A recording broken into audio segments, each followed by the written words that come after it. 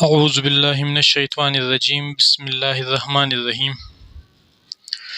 دوستوں، تاریخ کی کتابوں میں ایک واقعہ درج ہے کہ ایک بدو کی دلہن کو جس گھوڑے پر بٹھا کر لوگ لائے تھے، دلہن کے گھوڑے سے اترتے ہی اس بدو نے اس گھوڑے کی تلوار سے گردن الگ کر دی۔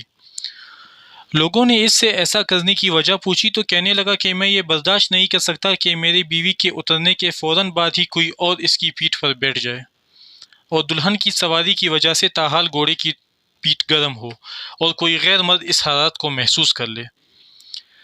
اسی طرح ایک اور واقعہ ہے کہ ایک عورت نے اپنے شوہر کے خلاف عدالت میں کیس دائر کیا کہ اس کے ذمے میرے حقوق ہیں۔ عدالت نے پوچھا کہ کیا؟ تو اس کی بیوی نے کہا کہ میرے حق مہر کے 500 دینار ہے۔ عدالت نے شوہر کو بلا کر پوچھا تو اس نے انکار کر دیا۔ عدالت نے گواہوں کو طلب کیا اور ان سے گواہی لیتے وقت عورت کا چہرہ پہچاننے کے لیے عورت کو نقاب اتارنے کا کہا۔ اس پر اس کا شوہر جلدی سے کھڑا ہو کر کہنے لگا کہ قاضی صاحب، میں تسلیم کرتا ہوں کہ مجھ پر میری بیوی کے 500 دینار لازم ہے، بس آپ اس کا نقاب نہ اتروائیے۔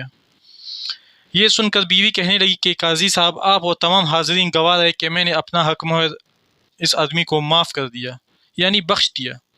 قاضی بیچارہ حیران و پریشان کہ یہ کیا ہو رہا ہے، کیا ماجرا ہے بھائی؟ خیر، ان میاں بیوی کے جانے کے بعد قاضی نے محرر سے کہا کہ اس کیس کا الگ فائل بناؤ اور نام لکھو کہ مرد کی غیرت۔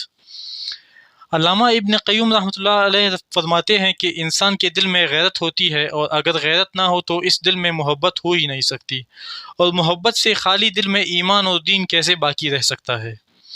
المیہ یہ ہے کہ آج کے ترقی یافتہ دور میں ہوا کی بیٹی اور عصمت مسلم کو بلا روک و ٹوک نیم برہنہ کرنے پر امت فخر محسوس کر رہی ہے، اور اسلام کا وقار چند ٹکوں کی بین چڑھ چکا ہے۔ اگر محبت کرنا ہو تو محبت کیجیے، مگر حلال کیجیے۔